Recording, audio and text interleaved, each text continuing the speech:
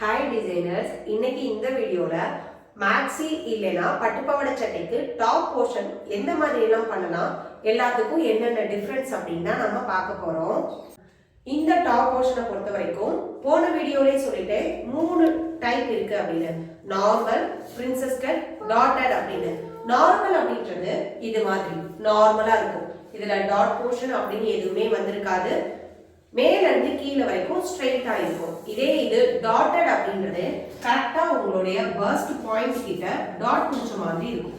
இதுதான் நம்மளுடைய normal பிளவுஸோட structure. இதே இது பிரின்சஸ் கட் அப்படின்றது நம்மளுடைய ஸ்லீவ் இருக்குல்ல, இந்த ஆர்ம்ஹோல்ல இருந்து ஒரு கட் வந்து இது மாதிரி வந்திருக்கும். டாட்டடுக்கும் பிரின்சஸ் கட்டுக்கும் என்ன டிஃபரன்ஸ் அப்படின்னு யோசிக்கிறீங்களா?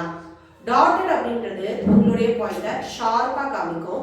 பிரின்சஸ் கட் அப்படின்றது உங்களுடைய பஸ்ட் பாயிண்ட ஷார்ப்பா காட்டாது உங்களுக்கு, ஆனா ஒரு கம்ஃபர்ட் ஜோன் கொடுக்கும். இதுதான் டிஃபரன்ஸ்.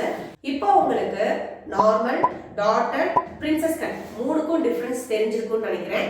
இது மாதிரி என்னென்ன டிப்ஸ் வேணுமோ மறக்காம கீழே கமெண்ட் பண்ணுங்க. நம்ம ஐடியா ஃபாலோ பண்ணிக்கோங்க. நெக்ஸ்ட் வீடியோல பார்க்கலாம்.